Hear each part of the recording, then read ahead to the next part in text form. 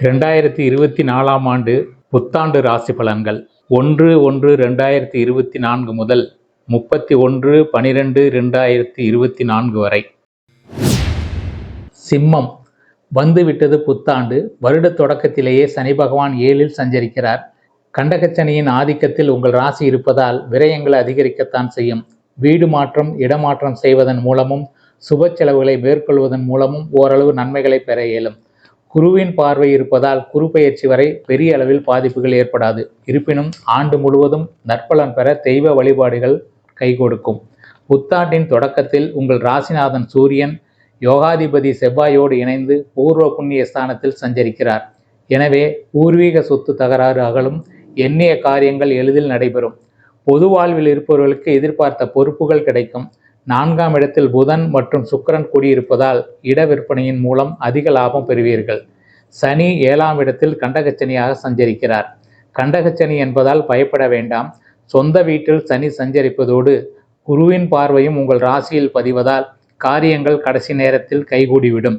கட்டிடப் பணியில் இருந்த தொய்வு நீங்கும். 2இல் கேதுவும் 8இல் ராகுவும் இருப்பதால் பொருளாதாரத்தில் ஒரு சில சமயங்களில் ஏற்றமும் இறக்கமும் இருக்கும். இருப்பினும் எதையும் சமாளிக்கும் ஆற்றலும் தைரியமும் உங்களுக்கு உண்டு. இருப்பினும் சர்ப்ப பரிகாரங்களை செய்து கொள்வது நல்லது. இந்த புத்தாண்டின் தொடக்கத்தில் உங்கள் ராசிக்கு 10ஆம் இடத்தில் சஞ்சரிக்கும் குருவின் பார்வை உங்கள் ராசியிலும் 3, 5 ஆகிய இடங்களிலும் பதிகிறது. குரு பார்வையால் மிகுந்த நன்மை கிடைக்கும். குறிப்பாக ஆரோக்கிய சீர்கேடுகள் அகலும். பிறரை சார்ந்து தொழில் செய்பவர்கள் தன்னிச்சையாக இயங்க முன் வருவர். நண்பர்கள் மூலமாக தொழிலில் வளர்ச்சி காண்பீர்கள். உத்தியோகத்தில் உயர் அதிகாரிகள் உங்கள் கருத்துக்களை ஏற்றுக்கொண்டு செயல்படுவர்.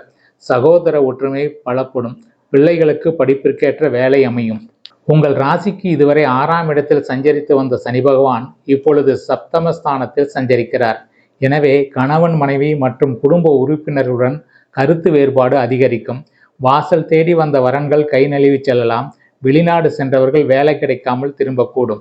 7ஆம் இடத்து சனியை கண்டகச்சனி என்பார்கள். எனவே ஆரோக்கிய சீர்கேடுகள் ஏற்படாமல் இருக்க ஆகாரத்தில் கட்டுப்பாடு செலுத்துங்கள். சனியின் பார்வை 1, 4, 9 ஆகிய இடங்களில் பதிகிறது.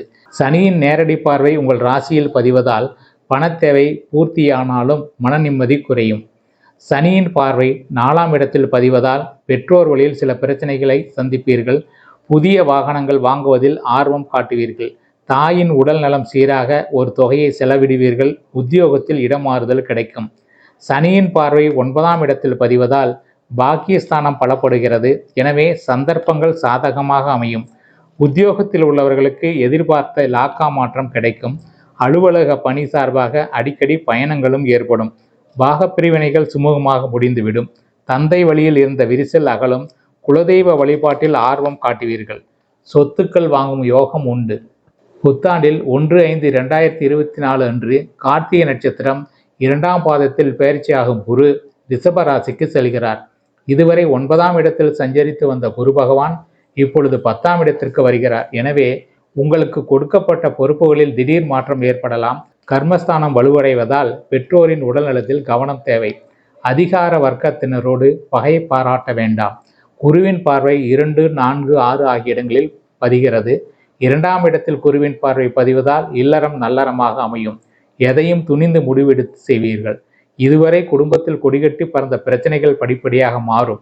சுபகாரிய பேச்சுக்கள் முடிவாகும். படிப்புக்கேற்ற வேலை அமையும். குருவின் பார்வை 4ஆம் இடத்தில் பதிவதால் வாகனம், கல்வி, தாய் போன்றவற்றை குறிக்கும் இடம் பலப்படுகிறது. எனவே சந்தோஷங்களை சந்திக்கும் சூழ்நிலை அதிகரிக்கும். தாய் வழியில் நன்மை கிடைக்கும். பயணங்கள் பலன் தரும். பிள்ளைகளின் கல்வி சம்பந்தமாக எடுத்த முயற்சி கைகூடும். குருவின் பார்வை 6ஆம் இடத்தில் பதிவதால் எதிரிகள் விலகுவர்.